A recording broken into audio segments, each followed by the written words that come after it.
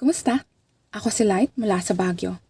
Kung hindi mo maintindihan ang mga sasabihin ko sa video na ito, ay i-click mo lang ang closed caption na nasa baba ng video natin para sa ganon makita mo ang mga subtitles.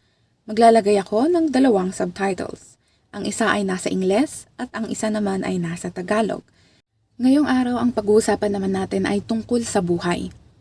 Dumating ka na ba sa punto na parang sa tingin mo wala nang kahulugan ng buhay o kaya ay nagiging boring na ito? Ang tanong natin ay, bakit natin nararamdaman na ang buhay boring o wala nang patutunguhan? Maraming pwedeng maging dahilan kung bakit natin nararamdaman ang ganyang bagay. Ang isa dito ay ang burnout. Ito ang pinakamadalas na sagot kung bakit nga ba. Ngayon, ano naman ang burnout? Ang burnout ay isang estado ng emosyon, ng pisikal, at maging ng mental na pagkapagod. Ibig sabihin, ito yung parang pagod ka na. Pagod na yung emosyon mo, pagod na yung katawan mo, hanggang sa utak mo pagod na. Ano naman ang nagdudulot nito? Ang nagdudulot nito ay stress.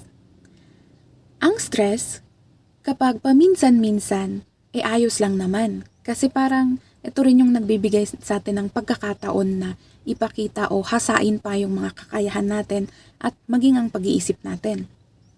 Pero ito ay hindi na nagiging maganda at hindi na nakakatulong sa pangangatawan natin kapag ito ay sobra-sobra na o masyado nang matagal ang stress na nararamdaman mo. Ngayon, ang burnout, madalas nating marinig yan sa mga nagtatrabaho. Pero, hindi lang naman sa trabaho nakukuha ang burnout. Pwede din sa personal, pwede din sa pamilya, sa pag-aaral at iba pa.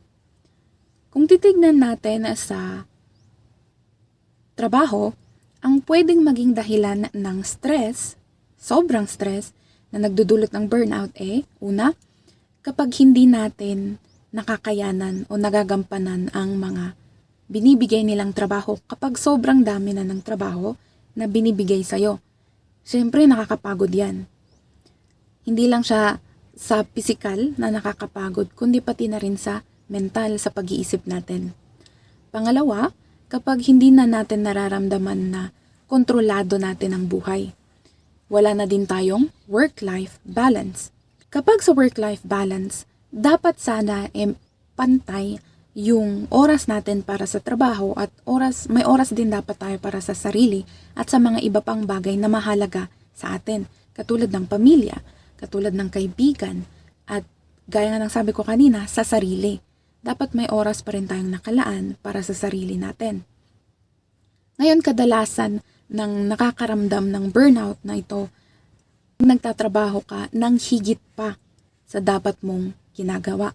Halimbawa, sabihin natin na sa isang linggo, halos 6 na araw o 7 araw ka nang nagtatrabaho.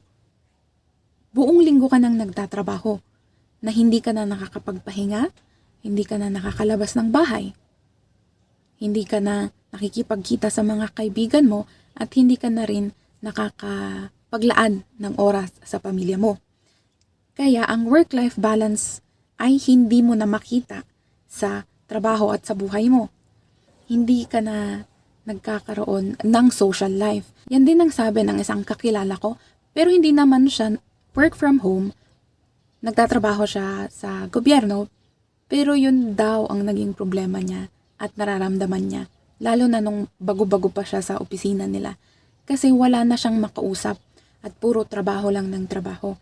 Hindi na gaya ng dati na pwede siyang lumabas, makipagkwentuhan, at makisalamuha sa ibang tao. Ang sabi niya nga, wala na daw siyang social life. Yun, ang minungkahi ko sa kanya noon maglaan siya ng kahit ilang oras para sa sarili niya sa isang araw. Na kahit isang oras, gawin niya na wag tumingin sa trabaho niya at magbigay naman ng oras sa pamilya niya, sa mga kapatid niya, o kaya makipagkita sa mga kaibigan niya o kaya sa boyfriend niya. Kasi naranasan ko rin noon ang ma-burnout kasi kakatrabaho. Ang ibang dahilan naman kung bakit tayo nababurnout, kung bakit tayo nasistress ng sobra-sobra na nagdudulot ng burnout, sa mga sarili din natin. Una ay kapag masyado tayong perfectionist, na nagdudulot din ng matinding pressure sa sarili natin.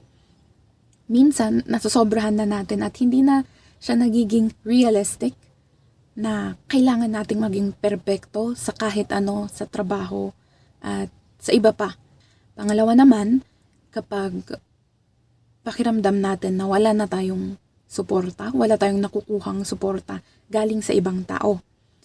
Ang suporta na ito ay hindi lang naman sa pinansyal, kundi pati na din sa emosyonal at sa pakikisalamuha nga.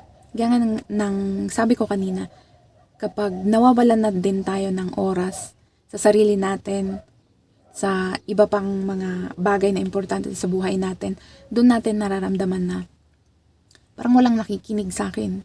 Kasi nga wala ka nang nakakausap at hindi mo na rin maramdaman na sinusuportahan ka nila kasi hindi mo na rin sila na kakasalamuhan ng maayos. Siyempre, marami pang mga bagay na pwedeng magdulot sa'yo ng matinding stress.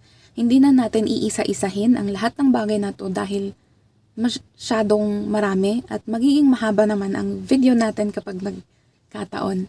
At yun lang naman ang mababahagi ko para sa video natin ngayong araw. Ang stress ay ayos lang kung paminsan-minsan at nasusolusyonan. Pero ang pangmatagalan at kapag sobra-sobra na ang stress, ito ay maaaring magdulot ng burnout. At kapag na-burnout tayo, magiging matindi ang epekto nito sa atin dahil hindi lang apektado ang ating pangangatawan, ang pisikal, kundi apektado na rin ang ating emosyon hanggang sa ating pag-iisip, ang ating mental na kalusugan. Kailangan pa rin natin na alagaan ang ating mga sarili. Matuto tayong magsabi ng saloobin natin, matuto rin tayong humindi kapag hindi naman talaga tayo komportable at hindi natin kailangan gawin ang isang bagay. Susunod dyan subukan natin na gawing balanse ang ating trabaho at ang buhay. Bigyan pa rin natin ng oras ang ating mga pamilya at iba pang mga bagay na importante sa atin, katulad ng pakikisalamuha. Dahil, gaya nga ng sabi ko sa mga nakaraang video natin, ang tao ay isang social animal. Kailangan natin na nakikisalamuha sa iba. At para tapusin ang ating diskusyon sa araw na ito, ibabahagi ko ang isang nabasa ko. Ang sabi dito, itatagalog ko na lang ulit, huwag mong hintayin na maging makabuluhan ang buhay para sa'yo. Gawin mo itong makabuluhan.